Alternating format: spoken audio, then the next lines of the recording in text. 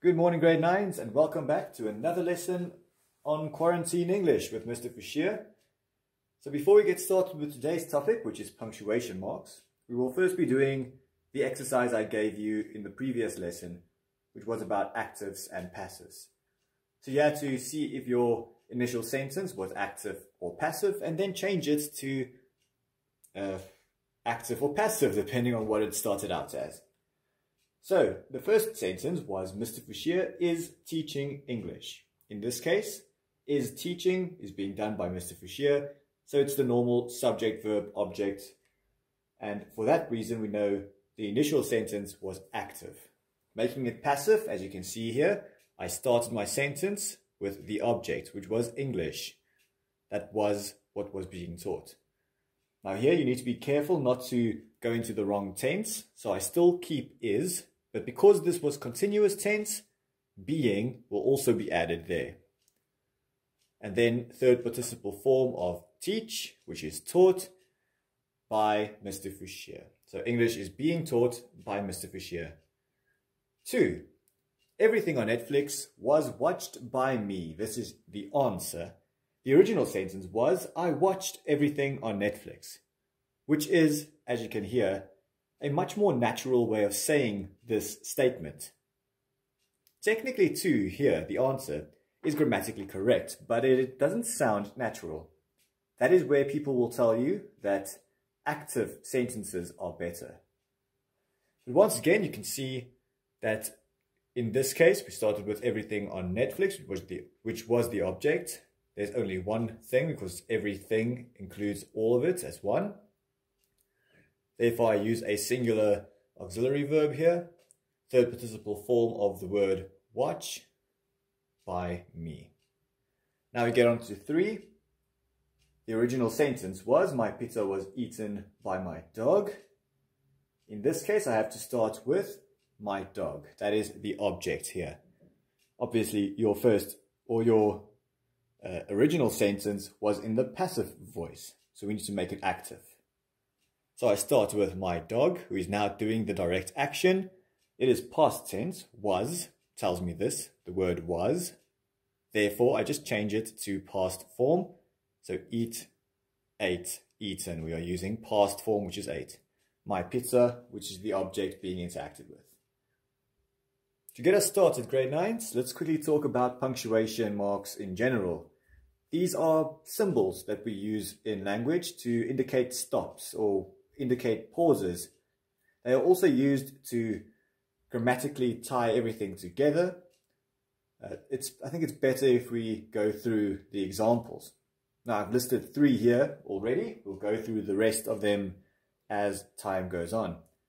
We'll start with the full stop. This is used to end a statement. So you want to state a fact, you want to state an opinion, and after the sentence has been made, you are going to use this dot, a full stop. So a normal sentence like,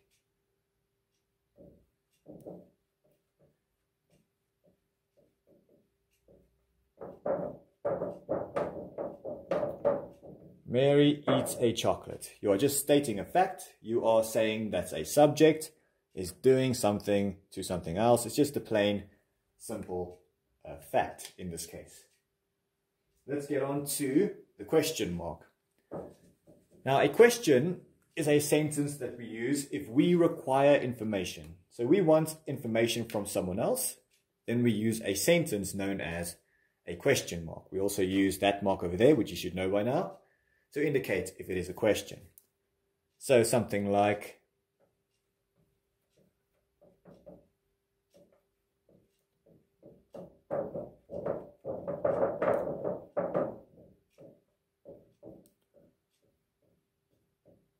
and I sort of made it, not really.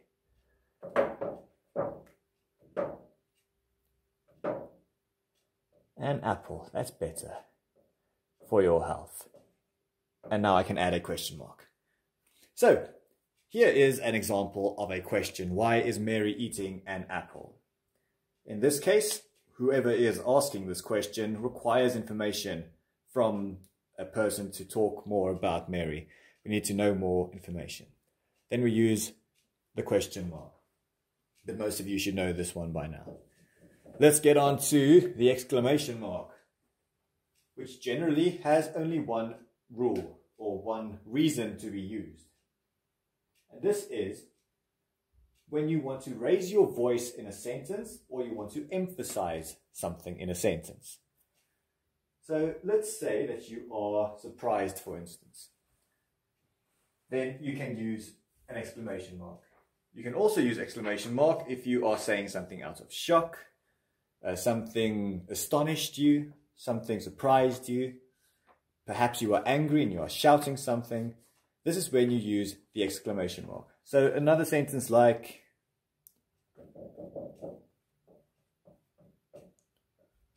that was my chocolate. So if I end the sentence with just a full stop, I am making it a statement. So now, nothing is emphasized here. I'm just basically stating the fact that it was my chocolate. But let's say I am outraged. It was my chocolate and Mary ate my chocolate. How could she? And I do this. It emphasizes the fact that an emotion, a very strong emotion, is now being experienced by the person who is saying this. Okay, so that was my chocolate, for instance. So that is when we use an exclamation mark. Sometimes with short commands, people tend to shout them out as well. Things like stop or freeze, any sentence like that. Very short sentences which are meant to command someone to do something. In these cases, you do not need to use an exclamation mark, but usually they are used to emphasize that someone really wants you to complete a task. Next, grade 9s, we're going to go through the comma. I've only listed the basic reasons to use the comma. It looks like this, if you don't know. Most of you, if you are really in a hurry, you just make this little hook. But yes, we are only going to go through the basic reasons to use them. There's quite an extensive list on when to use the comma and different variations on how you can use it. But in this case, we're going to go through these on the board. So first of all, natural pauses. If you've got a sentence that has a natural pause in it, and you will hear it when you have to say the sentence, something like, Jane went to the mall, comma, she loves it there, full stop. So in that sentence, I've got two parts that I want to link with the comma. The comma indicates that there is a pause, which is what the main reason is for a comma. Whenever you see that and you have to read it aloud, you will pause. Let's get on to the next one, which is list. This is when I have a sentence where I have, let's say, perhaps 3 different types of nouns that are very similar. Let's use sports, for instance. Let's say that someone likes playing rugby, cricket, and tennis. So in this case, what we've got is we've got one sport, a second one, and a third one. They are very closely related because both, or not both, all 3 of them are regarded as sports. So they are a list of something.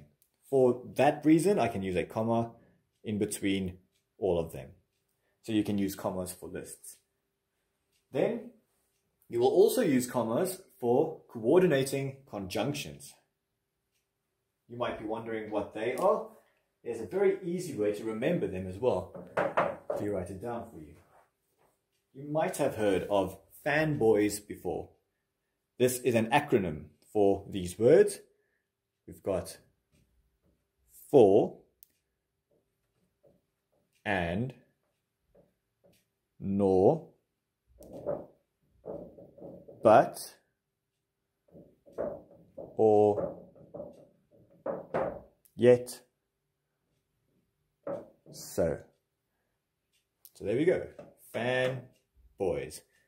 Whenever you find these conjunctions, they will be used obviously to link parts of a sentence with a full sentence.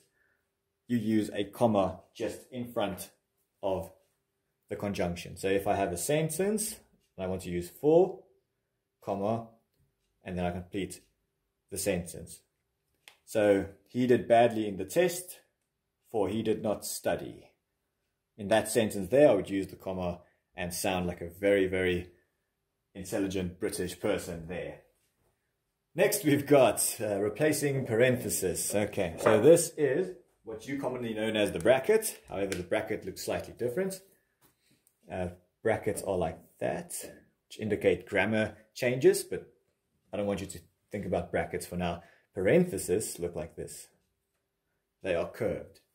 Now, within a parenthesis, you will find extra information about a topic. I think squiggly lines won't work here. We'll just say extra info. Or it might be something that can add to your sentence. It gives you more information about something. Now, whenever you have something like this, you can also replace the parenthesis with commas.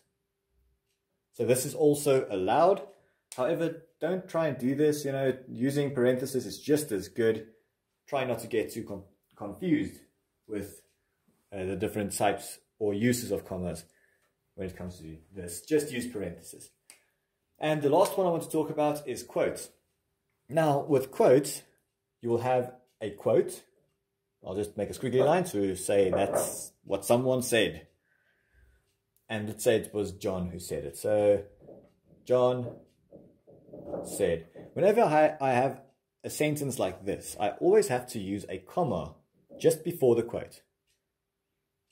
It's very important because it shows you there's a slight pause before your direct speech, what you are saying, and the quote that you are directly going to say as well. So whenever you find direct speech, just before it, use a quote as well. Or not a quote, a comma. There we go. Let us continue to the next punctuation marks I want to talk about. We've got quotation marks, the colon. We're also going to quickly talk about the semicolon, and then the apostrophe. So starting with quotation marks, this is when you want to, in your sentence, use the direct words of someone else. Very commonly used in academic essays or whenever you want to write directly what someone has said. But in academic essays, you have to do that very often. So you will notice there are two little stripes at the top, and to end the quote, which is very important, you guys forget this in tests, I close the quote as well. I have seen some of you who only use one little stripe to show a quote, which is incorrect, except, I'll give you an example here. Let's say, using John a lot today, John said, and inside his quote, John also quotes someone else. So let's say John's sentence was, while walking down the street, I saw a sign that said, stop. Inside that quote, stop would be in here, and I would close the quote like this. So whenever you quote inside a quote, you can use single stripes to indicate your quote. But other than that, you have to use two to indicate it. Next, we get to the colon. The colon is a very simple one to use. Oh, might as well erase that as well. Okay. And it's just two dots placed on top of each other. And that means a list is about to follow, or also an explanation. So that is when we use the colon. If, let's say I talk about nature. Okay, so if I've got something like nature, I can write down the word nature.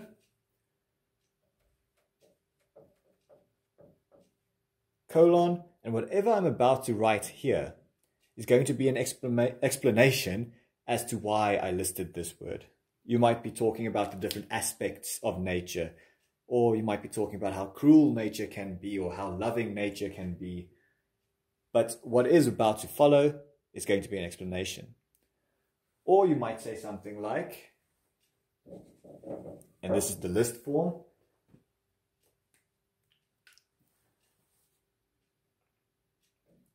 Let's for instance, love all sports. And now if I add a colon here, the reader will know, because of this, that there's going to be a list, with commas of course, of different sports that will follow. And that is the use of the colon, to create a list or to create an explanation. Now the semicolon is slightly different.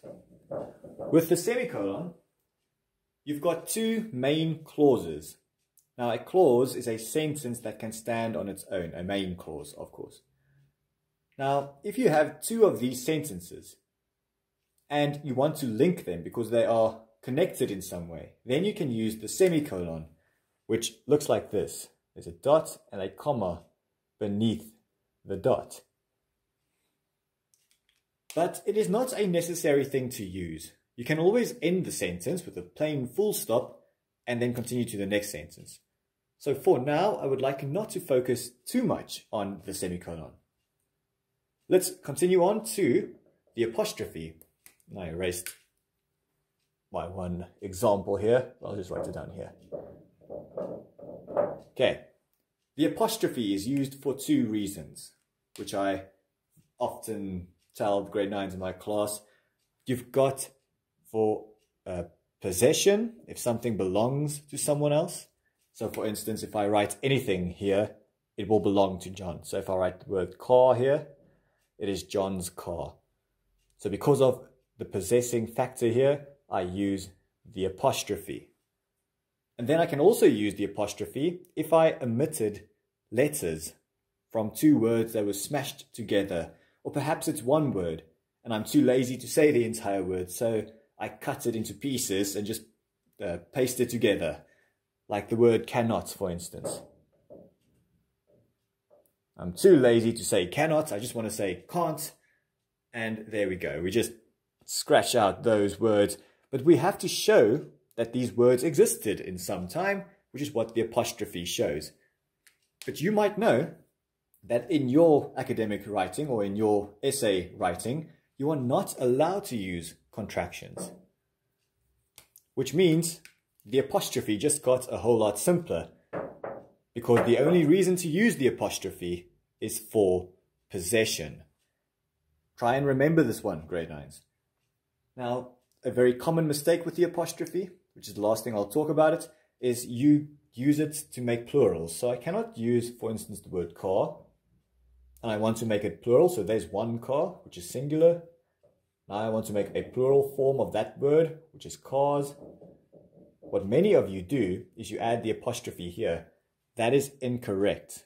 Remember the rule, the apostrophe cannot be used for plurals, only for possession or contractions.